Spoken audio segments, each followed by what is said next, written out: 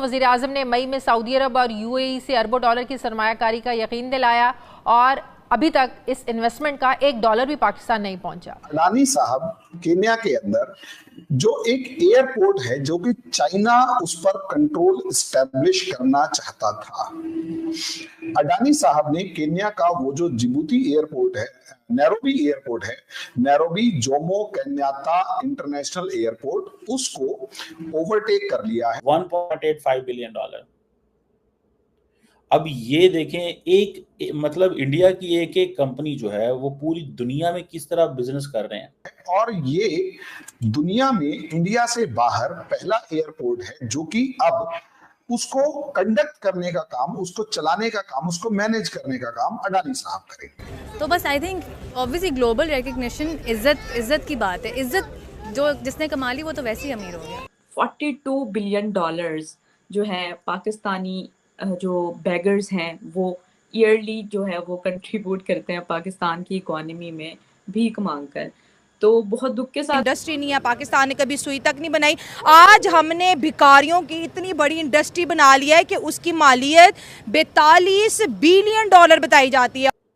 सो इसमें देखें कि जो इंडियन इन्वेस्टमेंट है अफ्रीका के अंदर वो तकरीबन $150 बिलियन के करीब होने जा रही है।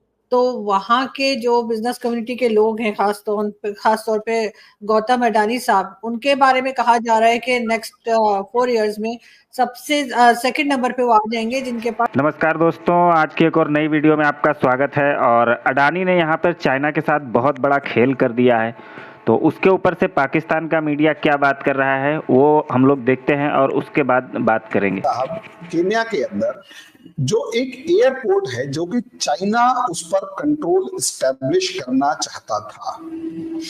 अडानी साहब ने केन्या का वो जो जिबूती एयरपोर्ट है, नैरोबी एयरपोर्ट है, Nairobi Jomo Kenyatta international airport, उसको ओवरटेक कर लिया है। और ये दुनिया में इंडिया से बाहर पहला एयरपोर्ट है जो कि अब उसको कंडक्ट करने का काम, उसको चलाने का काम, उसको मैनेज करने का काम अडानी साहब करेंगे। अब इसका दूसरा पार्ट कि भाई अडानी साहब वहां पर इतना इन्वेस्टमेंट क्यों करेंगे, वो एयरपोर्ट कैसे चलाएंगे, क्या फायदे का सौदा है? तो देखिए आंसर है हाँ।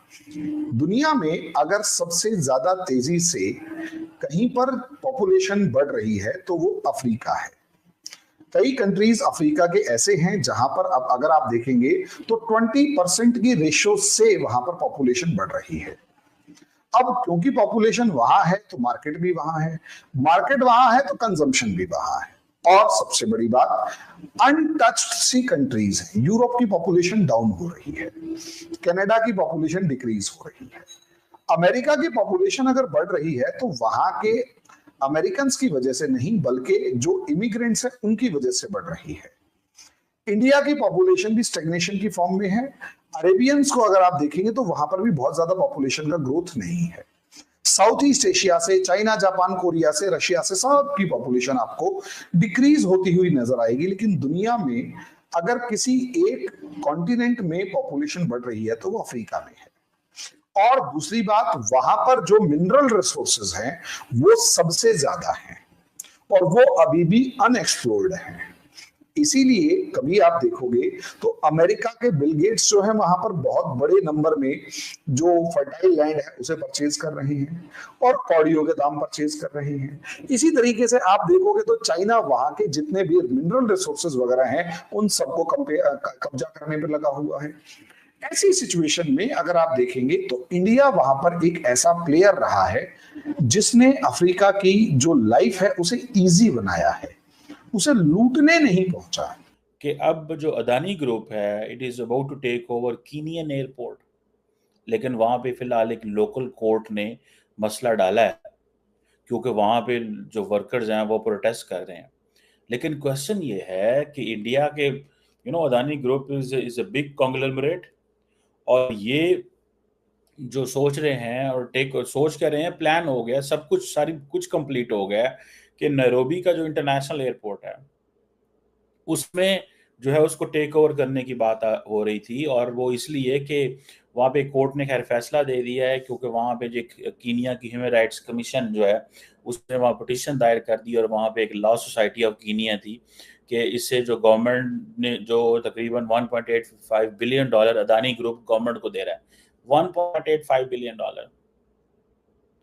अब ये देखें मतलब इंडिया की एक एक कंपनी जो है वो पूरी दुनिया में किस तरह बिजनेस कर रहे हैं कि अदानी ग्रुप कीनिया की हुकूमत को $2.25 अरब से ज्यादा पैसे देगा, और वो जो जोमो केनियाती इंटरनेशनल एयरपोर्ट है वो 30 साल की लीज पे ले रहा है। अब वहां पे कह रहे हैं कि ये इतनी बड़ी अमाउंट नहीं है। जाहिर बात है, हुकूमत ने जब फैसले करती है तो हुकूमत सारे फैसले पहले कर लेती है। कीनिया ह्यूमन राइट्स कमीशन को कौन पूछेगा, और उसकी चीजों को तो ओवर रूल कर दिया जाएगा, क्योंकि गवर्नमेंट ने कहना है कि हमें तो पैसे चाहिए, और ये है भी लोअर कोर्ट है। और वो कह रहे हैं कि जी अदानी साहब ने जो प्रपोजल दिया है वो अनअफोर्डेबल है। अदानी का प्रपोजल जो है that is for the government of Kenya, not for the courts और for the human rights commission of Kenya के लिए तो नहीं है। और जाहिर बात है, जब प्राइवेट सेक्टर आता है तो उसने उसको कामयाब बनाना होता है। जिस तरह पाकिस्तानी जो एयरपोर्ट से सुनने में आ रहा है यूएई और बाकी मुल्कों को दिए जा रहे हैं। बहरहाल अब देखिए, अदानी ग्रुप जो है ये अगर फॉर एग्जांपल कीनिया में, यही तो बात है कि अफ्रीका के अंदर जब इंडिया और अमेरिका ये कहते हैं India America dialogue on Africa क्यों है, इसी वजह से है कि इंडिया का जो प्राइवेट सेक्टर है और इंडिया का जो गवर्नमेंट सेक्टर है उसकी बहुत ज्यादा पेनिट्रेशन है। ठीक है जी। और ये जो तकरीबन $2 अरब के करीब है, ये मेरा ख्याल है इससे कोई 18% स्टेक्स जो हैं वो बढ़ने जा रहे हैं, वो इंडिया के पास आएंगे। अब देखें, ये फॉर अ मोमेंट तो ये लग रहा है सेटबैक है। इंडियन गवर्नमेंट जो है वो चाहती है कि अफ्रीका के अंदर हमारा इन्फ्लुएंस बढ़े, क्योंकि वहाँ पे चाइना का इन्फ्लुएंस है। सो जहाँ पे मोदी साहब समझते हैं कि अगर इंडियन गवर्नमेंट कुछ नहीं कर पा रही तो वो उस प्राइवेट सेक्टर को आगे कर देते हैं ताकि वो वहाँ पे आगे जाएं। अफ्रीका, अब आपको पता है तकरीबन 55 ममालिक हैं। अफ्रीका के ऊपर तो पहले इंडिया ने एक एहसान किया कि उनको G20 का मेंबर बना दिया लास्ट ईयर, जब आपको याद होगा। अब 55 स्टेट्स हैं, G20 का फुल मेंबर बना दिया। ठीक है जी। और वो कहा जी कि आपकी जो आवाज है वो जो ग्लोबल साउथ की आवाज है, तो हम तो उसको प्रमोट करेंगे, लेकिन technically they also want to push back China. तो दोस्तों, ये कीनिया का एयरपोर्ट था और जिसको लेकर के चाइना काफ़ी ज़्यादा एड़ी चोटी की ताकत लगा रहा था कि वहाँ के बिजनेसमैन भी लगा रहे थे कि ये जो एयरपोर्ट है ये उनको मिल जाए। लेकिन यहाँ पे अडानी ने अपना जो है वो जलवा दिखाया और चाइना के जो बिजनेसमैन थे, जो इन्वेस्टर्स थे, जो उसको लेना चाहते थे एयरपोर्ट को, उनको जो है वो पीछे छोड़ा और खुद जा कर के वो एयरपोर्ट ले लिया। और ये इंडिया के लिए बहुत अच्छी बात है, क्योंकि चाइना जो है जब तक उसके बिजनेसमैन को नुकसान नहीं होगा और जब तक वो हर जगह से धक्के नहीं खाएंगे भारत की वजह से, तब तक उनको भारत की पावर समझ में नहीं आएगी। वो अभी भी भारत को आंखें दिखा रहा है और बॉर्डर पर भी दोनों सेनाएं जो हैं वो आमने सामने खड़ी हुई हैं।